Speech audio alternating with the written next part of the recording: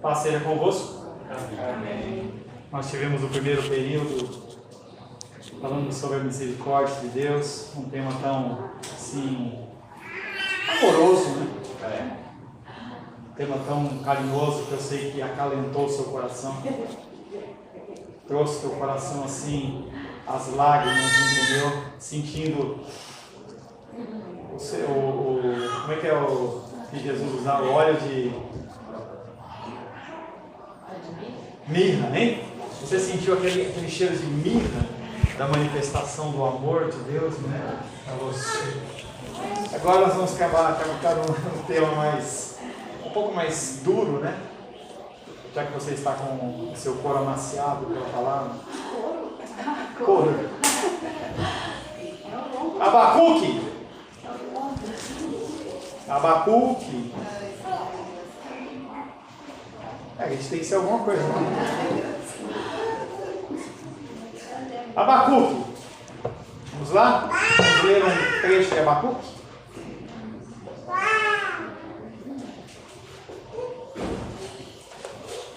Lembre-se que livro que é perto de Abacuque? Naum. Aí você responde assim: eu não encontrei. Gostou dessa piadinha? Ninguém só o irmão Cláudio gostou? Lenda, você já encontrou Naum? Aí você responde: eu não encontrei. O irmão Cláudio riu 2 vezes na piada. Esse é o irmão Cláudio.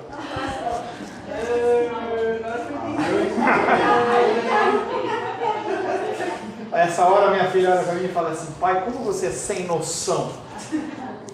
Abacuque capítulo 3. 3. Página. Só nome. Abacuque 3, verso 1 em diante. Oração do profeta Abacuque sob a forma de canto. Tenho ouvido, ó Senhor, as tuas declarações e me sinto alarmado. Aviva a tua obra, ó Senhor, no decorrer dos anos, e no decorrer dos anos faze-a conhecida. Na tua ira, lembra-te da misericórdia. Né? Misericórdia. Deus vem de Temã e do monte Parã vem o santo. A sua glória cobre os céus e a terra se enche do seu louvor. O seu resplendor é como a luz. Raios brilham da sua mão e ali está velado o seu poder. Adiante dele vai a peste e a pestilência segue os seus passos. Ele para e faz tremer a terra, olha e sacode as nações. Esmigalham-se os montes primitivos, os outeiros eternos se abatem. Os caminhos de Deus são eternos. Vejo as tendas de Cusã em aflição, os acampamentos da terra de Midian tremem. Acaso é contra os rios, Senhor, que estás irado? É contra os ribeiros a tua ira, ou contra o mar o teu furor?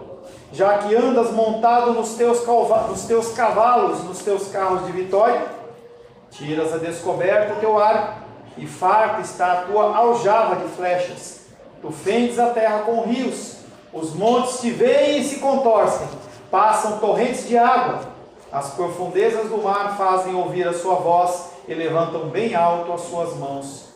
O sol e a lua param nas suas moradas, ao resplandecer a luz das tuas flechas sibilantes, ao fulgor do relâmpago da tua lança. Na tua indignação marchas pela terra, na tua ira calcas aos pés as nações. Palavra do Senhor, nosso Deus, que uns vêm na parede crucificado com uma cara tão sofrida. Outros olham Jesus como um bebezinho, tão inocente, bebezinho que não pode fazer nada. E aí Deus revela a face dele de leão e o povo morre de medo. Semana passada nós trabalhamos Abacuque 3:5, falando um pouco do que é que acontece quando a presença de Deus se achega a nós como pecadores. Adiante dele vai a peste e a pestilência segue os seus passos. Não é algodão doce, não é nuvens branquinhas e fofinhas, mas é peste e pestilência. O profeta descreve os efeitos que acompanham a manifestação da glória de Deus e você fala: pastor, eu quero ver a glória de Deus. Peste e pestilência seguem os seus passos. Não, isso era no Antigo Testamento. No Novo Testamento diz que se Deus não abreviar o tempo, nem os eleitos, nem os salvos vão aguentar a pancada e vão jogar a toalha. Então, o contexto de Antigo Testamento, ele é fichinha perto do que vem no Novo Testamento. Mesmo antes de Deus chegar, a terra é assustada pela praga. Jeremias, o profeta, anuncia a destruição de Judá por causa do pecado. O que é que eu faço todo domingo de manhã? O que eu faço todo domingo à noite? Anuncio que se você não se converter, o juízo vem sobre a sua vida. Igualzinho com o povo de Judá. E tanto eu falo para vocês como eu falo para mim. E por eu não me converter, vai chegar uma hora em que Deus pega a cinta e fala: é assim? Então eu vou executar a minha juízo. Não porque ele ficou chateadinho, ele bateu o pé, lembra? Bateu o pé assim: eu não aguento mais a Maria dos Reis, eu vou... Não, não é isso. Está tudo programado. Ele com muita calma, ele fala assim: olha, minha misericórdia vai até aqui, está programado. Passou daqui, é juízo. E ocorreu esse juízo e Jeremias profetizou sobre isso. Mas profetizou por quê? Porque o juízo é apenas um eco do que a maldição já tinha sido profetizada. Deus ele já havia avisado: se não fizer isso, acontece isso. Se imposto de renda está chegando, se você não declarar o imposto de renda, você vai pagar multa. Aí eu entrego depois, vai pagar multa. Tenho um medicamento e não tomo, tenho que tomar, vai ter um preço. Estava vendo uma série ontem com a Rosângela, chama Chef's Table. Um programa diferente, não é aquelas competição de chefe, não, aquele eu não aguento mais. Mas aí eu olhei, a mulher lá era chefe em doces. E eu fiquei olhando, ela empuxando doce nas filhas dela, pequenas, assim do tamanho da Helena. A menina com um monte de doce, tomava raspadinha, doce, não sei o que, doce, joga caramelo em cima. Eu falei: que mulher irresponsável. Ah, mas eu adoro, eu sempre fui formiga. Ela falava, eu falei assim: um dia o corpo vai cobrar. Ela tem um metabolismo, ela era bem magra, ela tem um metabolismo bom, mas ela era daquele tipo, parece um churrasqueiro. Serve um pedaço de carne para o irmão Cláudio e come 2. Era assim que ela fazia lá no bolo dela. Falei: um dia vai ser cobrada essa alimentação. A mesma coisa é em relação às palavras que são pregadas e trazidas como ensino, em que você ou coloca em prática ou não coloca em prática. Se você não coloca em prática, juízo. Quanto mais perto Deus chega, mais amedrontador parecem ser as consequências da sua aproximação. E a gente vê o movimento gospel falando: vem Jesus, vem Deus, eu vejo a glória do Senhor hoje aqui. Se Deus manifestasse a glória dele, se Deus manifestasse a glória dele. Abacuque 3,6, nós lemos que ele faz tremer a terra, olha e sacode as nações, desligarem-se os montes primitivos e os outeiros eternos se abatem.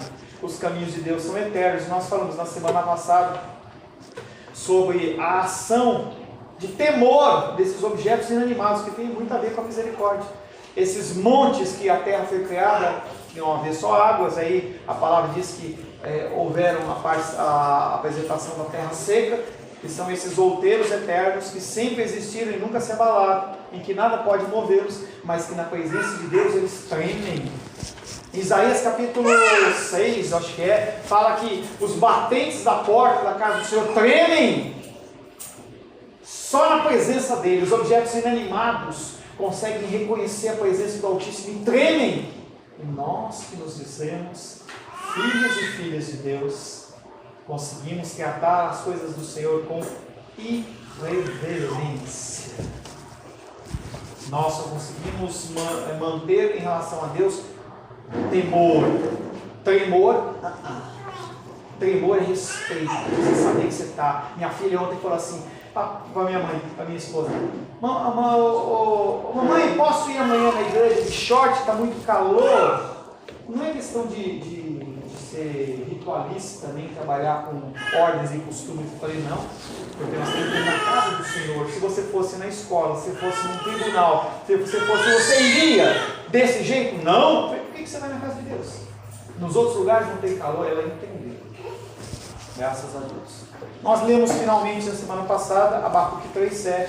Vejo as tendas de Cusã em aflição, os acampamentos da terra de Midian tremem. Abacuque finalmente aceitou o fato de um juízo punitivo mais severo deveria vir sobre Israel por causa da sua persistência no pecado, mas entendendo que sempre a ação do Senhor sobre aqueles que são filhos e filhas não é de destruição, mas é de restauração. Tudo que ocorre de juízo na sua vida, como filho e como filha, não é para te destruir, nem para te afastar, mas é para fortalecer o seu elo, o seu laço com Deus. Quando você estiver a próxima vez na cama, é claro que você não vai lembrar, e nem eu vou lembrar, que a dor estiver acometendo, você lembra, Deus tem um propósito em relação a isso, que não é a minha destruição. É por isso que a gente tem que entender que a Bíblia ela é a palavra de Deus, para que a gente possa começar a nutrir isso. Eu não consigo imaginar as dores que a Titi, a Jenny, as duas dificuldades que a Edilene passa, que a Esther passa, que a Cláudia passa, não paro, nem quero, entendeu? Nem quero, mas quando você estiver passando a dificuldade, lembre-se que o que acontece está debaixo das mãos soberanas de Deus. Aleluia. E aí o que acontece com o seu coração não é que ele deixe de sentir dor, mas ele se conforta. Não é o fim. Deus está fazendo por algum, está permitindo por algum propósito. Consequência de pecado, sim. Consequência de pecado, sim. Eu faço isso, faço aquilo outro. Tem consequência. Mas Deus ele não permite que haja destruição do povo dele. Por isso que aparece um termo que fala remanescente. Sempre nas ações de Deus alguém brota. É lindo quando você vê dentro de uma plantação, quando uma sementinha está emergindo no meio de nada. Você vê, aparece a sementinha. Em muitos filmes de Apocalipse aparece, olha, nós não vamos ter mais o que comer, não sei o que. A hora que você vê, um pezinho de feijão nasce assim, você fala, que linda, maravilha da criação. Abacuque 3,8. Acaso é contra os rios, Senhor, que estás irado? Abacuque ele olha e vê o juízo de Deus e ele se questiona. É contra os rios, Senhor, que o Senhor está irado? É contra os ribeiros, que não sou eu, Paulo César Ribeiro, mas eu também mereço, né? É contra os ribeiros. Bom, essa foi boa, eu estava esperando ela falar essa. Quando eu leio o texto, eu já imagino, entendeu? Ribeiros. Tem os textos que falam do leal, que é o Sebastião, mas nunca encaixou, mas quando eu falo. É contra os ribeiros a tua ira, ou contra o mar, o teu furor, já que andas montados nos teus cavalos e nos teus carros de vitória. Deus anda montado em cavalo? Deus tem um cavalo que ele anda mesmo? Não, gente. Por que fala de cavalo e que fala carro de vitória? Por quê? Não. Por que você está fazendo referência a um cavalo e carro de vitória? Acho que é pela força, pelo lugarzinho, movimento.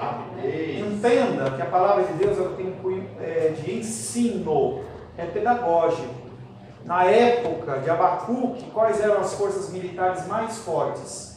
Era o tanque?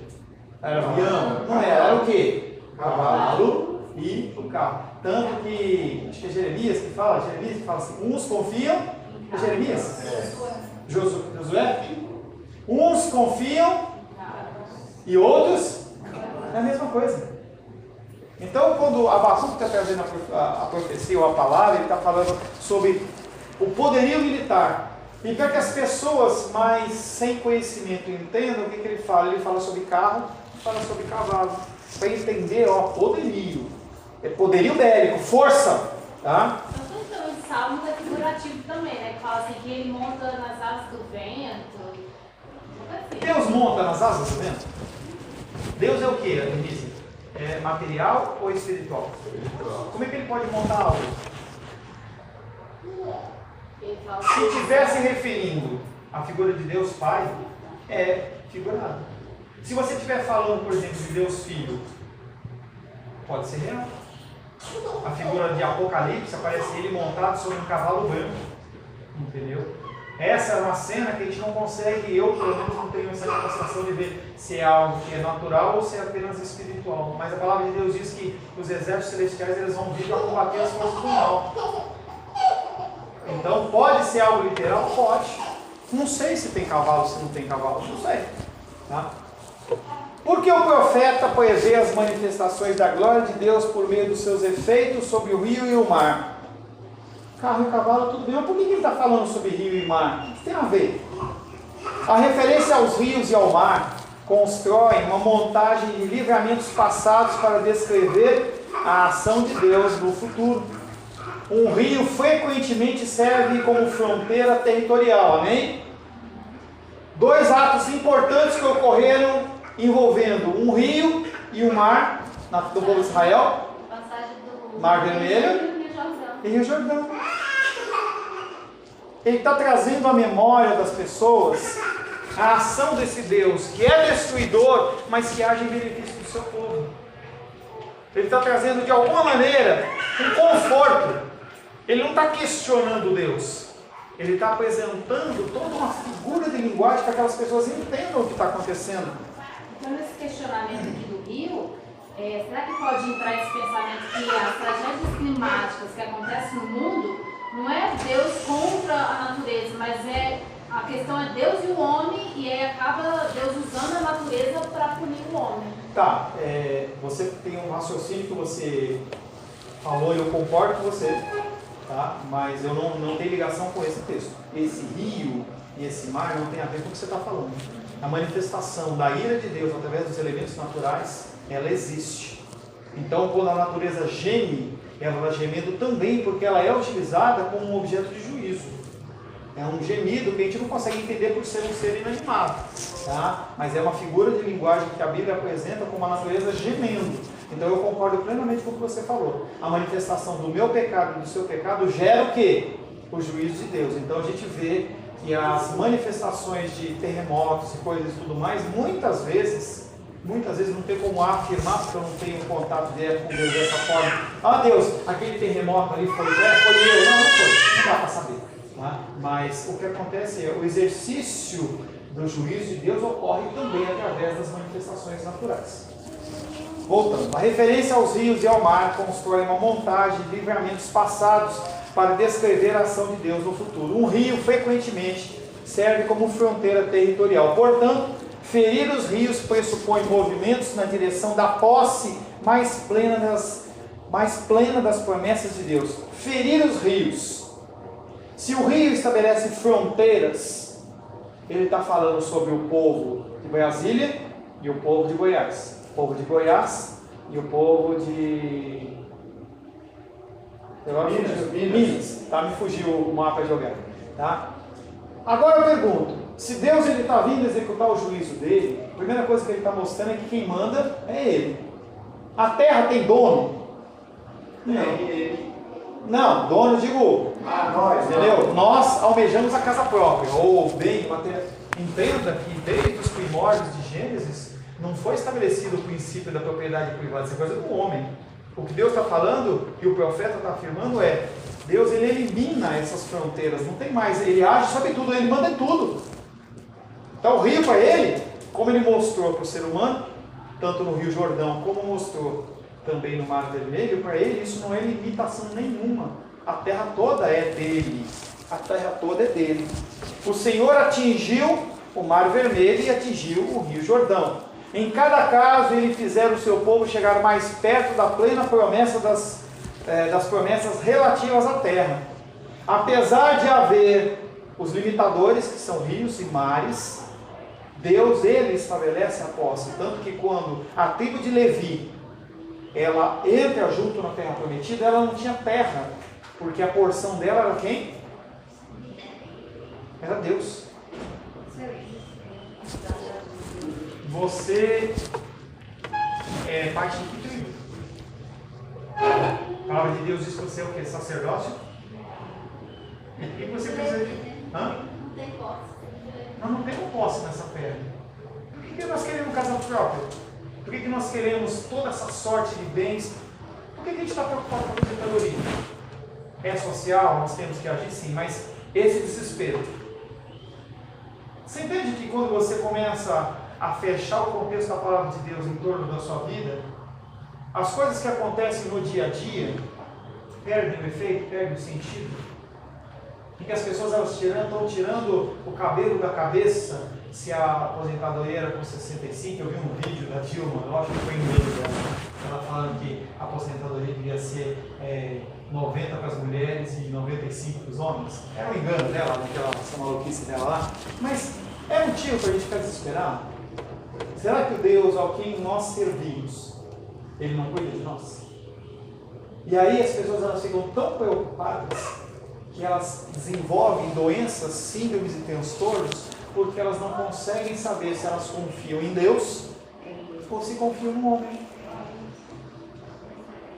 Será que se a aposentadoria do irmão Cláudio for banida, ele vai morrer de fome? Deus vai deixar com que falte a insulina, falte o medicamento? Pastor, você consegue dizer isso? É ruim, parece. Eu gemo nessa condição, porque eu não consigo ver isso e viver. Mas eu tenho que falar do que é a realidade. Quem sabe algum de nós consiga ver isso, né? Em cada caso, ele fizeram o seu povo chegar mais perto da plena posse das promessas relativas à terra. É possível que o rio Eufrates, é um outro rio que é ferido, em especial lá em Apocalipse, fosse visto como objeto futuro da ira de Deus. Enquanto os babilônios vinham para amontoar juízo sobre o povo de Deus, eles deveriam esperar uma retaliação da parte daquele mesmo que ferira rios e mar no passado. Ninguém escapa do juízo de Deus. Nós estamos chegando no carnaval. E as pessoas elas vão soltar franga. Tem juízo sobre isso. Nosso posicionamento, que nós estamos indo. Tire um tempo no seu lar para orar pelo carnaval, ore para que não as gravidezes. Como é que se fala? Gravidezes? Como é que se fala o plural de gravidez? Gravidezes. Gravidezes mesmo? Estranho, né? Que as gravidezes não se consumam, que não sejam geradas crianças dentro desse contexto. São todas as coisas que nós podemos fazer. Pastor, são 4 dias de folga. Não, é um tempo que você pode separar. Monte uma agenda. Aqui em Brasília começou. Monte uma agenda de oração. Goiânia também. E em Bahia já deve estar 10 dias. 10 de março. Monte uma agendinha de oração. Não é para você ficar 10 horas orando, não. Você fica Senhor, eu quero colocar na tua presença todas as pessoas que vão ter relação sexual ilícita, que não se consume a geração de crianças dentro desse contexto. Senhor, protege para que não hajam violências sexuais, estupros. Protege, Senhor, as crianças que vão ficar em casa, em que os pais vão sair lá para pular carnaval. Protege, Senhor. Tira as doenças sexualmente transmissíveis. Minimiza, Senhor. Você está pedindo o quê? Misericórdia. Pelas pessoas. Senhor, nos hospitais em que vão ter menos funcionários, que as pessoas que estão lá, que necessitam de cuidado, possam ser mantidas. Senhor, protege os policiais, dá sabedoria a eles, para manter a ordem pública. São todas coisas que você é comissionado por Deus para fazer. E não é que você vai ficar os 4 dias orando, mas separa um tempinho. Falo para você e falo isso para mim também. A manifestação consumada da ira de Deus deve ocorrer no fim dos tempos, quando os anjos de Deus derramarem as taças da ira de Deus sobre o mar e sobre os rios. Apocalipse 16, versos 3 e 4. Menise. Apocalipse 16, versos 3, 1, 2, 3 e 4. Ouvi vindo do santuário uma grande voz, dizendo aos 7 anjos: Ide derramar pela terra as 7 taças da cólera de Deus. Saiu, pois, o primeiro anjo e derramou a sua taça pela terra, e aos homens portadores da marca da besta e adoradores da sua imagem sobrevieram úlceras malignas e perniciosas. Derramou o segundo a sua taça no mar, e este se tornou em sangue, como de morto, e morreu todo ser vivente que havia no mar. Derramou o terceiro a sua taça. É só 3 e 4. Você está empolgado? Não. Eu falei Apocalipse 16, 3. 1, 2, 3. A pessoa não pensar que é 13 ou qualquer coisa, só quis especificar que ela fez. O objetivo meu era outro. Completo 3 e 4. Você completou 3 e 4? Então vai o 4. Derramou o terceiro a sua taça nos rios e nas fontes das águas, se tornarem sangue. Tá? A manifestação consumada da ira de Deus deve ocorrer nos fins dos tempos, e os anjos de Deus derramarão as taças da ira de Deus sobre o mar e sobre os rios. As fontes de água se converterão em sangue, nós já lemos 16:4, e o rio Eufrates, que é um rio que também fala sobre o juízo, que tem lá na Babilônia e também fala de futuro, em 16:12, não precisa ler, ele fala sobre secar. Aquele rio que era manutenção, ele se seca. No contexto do Apocalipse, os juízos antecipados de Deus são descritos em imagem que lembram a ira de Deus como manifesta contra o Egito e contra a Babilônia. Quando nós olhamos... Então esse capítulo, esse versículo 8 aqui de Abacuque, Abacuque 3. Isso, 3. Sim. Ele não é, ele é profético e ele é também escatológico. Entenda que a Bíblia, num certo sentido, toda ela é escatológica, porque quando ela fala de juízos, ela está sempre fazendo referência a juízos futuros. Sempre é apresentada a figura do Messias e sempre é apresentada de juízo futuro. Então, o que está mostrando lá, quando nós lemos Abacuque, é que esse mesmo juízo que ocorreu hoje, ontem, ele pode ocorrer nas nossas vidas hoje. No sentido de Brasil, por isso que a gente orou o quê? Pela Venezuela. Se a Venezuela ela cisma de fazer alguma besteira lá, a América do Sul é banhada em sangue, gente. Venezuela não consegue combater belicamente o Brasil, mas um míssil daquele que saiu, 126 que saiu dali, entendendo que por trás de Venezuela está quem? China, Rússia. Você entende que isso pode virar numa bobeira, um conflito mundial? Aí do outro lado já está Estados Unidos e as potências mundiais que... As pessoas elas começam a se mobilizar. Então um ato como aquele lá não é um ato simples. Ele pode incorrer na Terceira Guerra Mundial. Simples assim. Nós estamos longe da fronteira da Venezuela? Estamos. Mas e as pessoas que não estão? E todo esse juízo, todo esse problema. Acabou já? Já?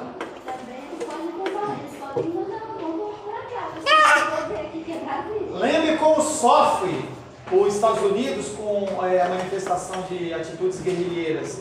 Quantos venezuelanos estão aqui no Brasil que podem ser homens bomba e tudo mais? Tudo isso pode ocorrer, gente, de uma hora para outra. Então nós temos que orar.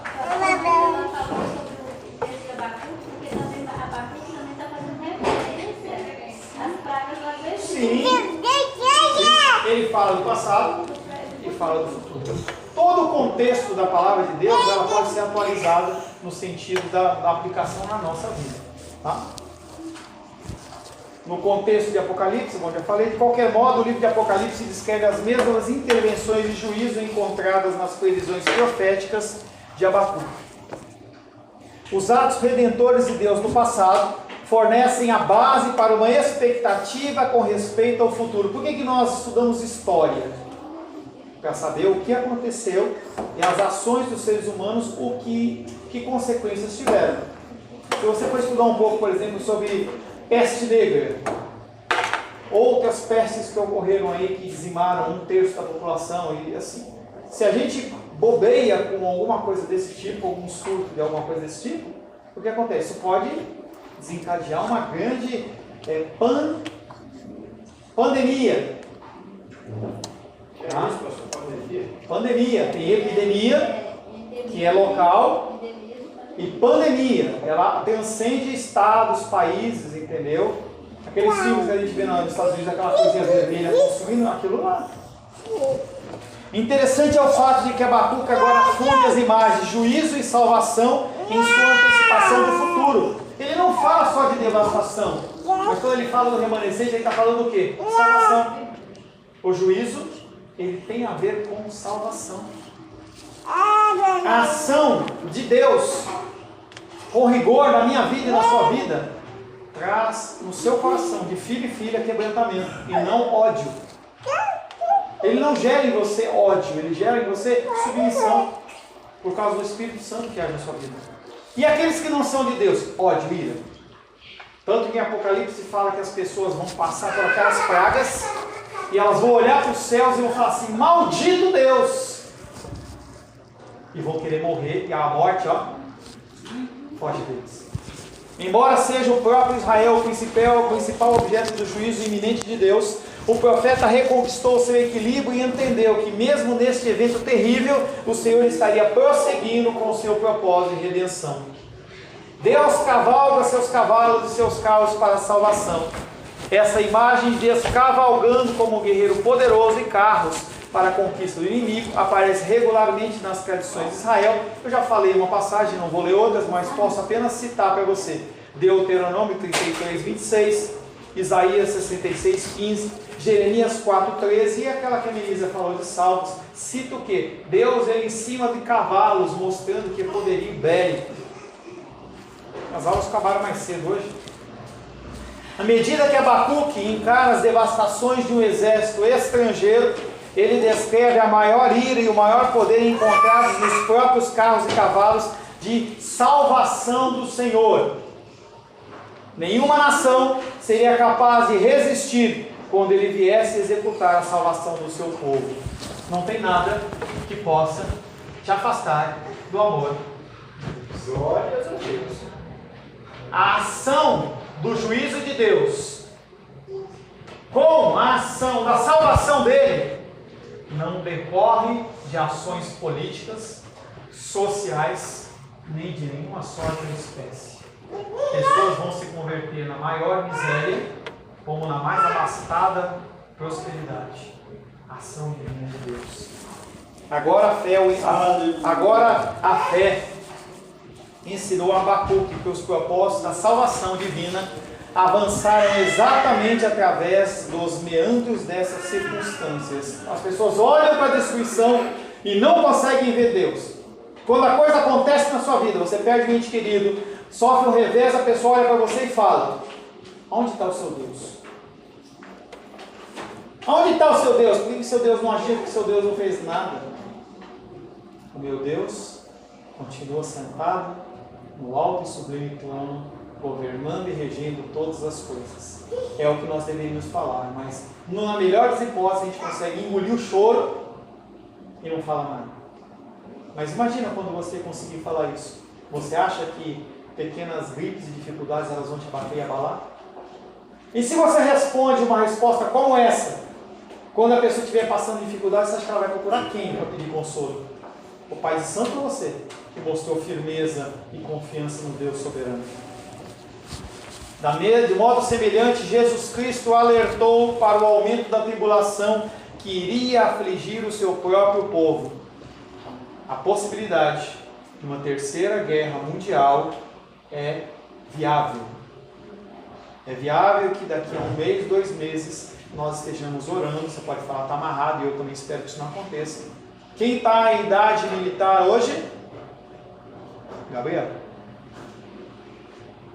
Ele pode ser convocado? Pode. Felipe está em idade militar? Tá. Você entende que essas coisas elas são possíveis?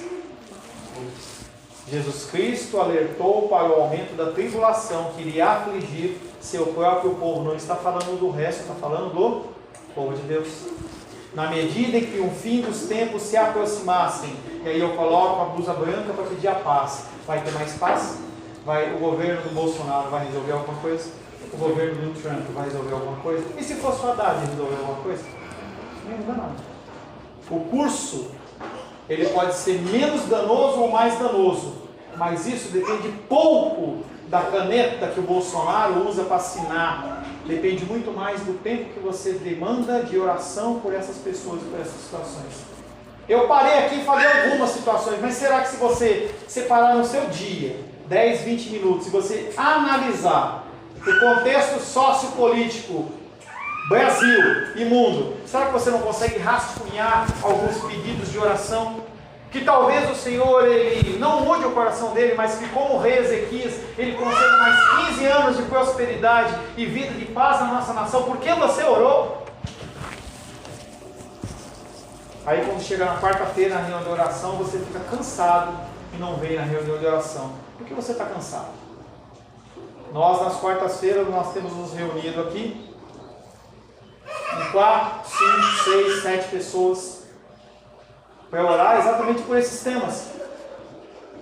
E aí quando a coisa pesar para o teu lado, você vai pedir oração. Mas será que você não tivesse orado antes, você não poderia gerar algum tipo de alívio?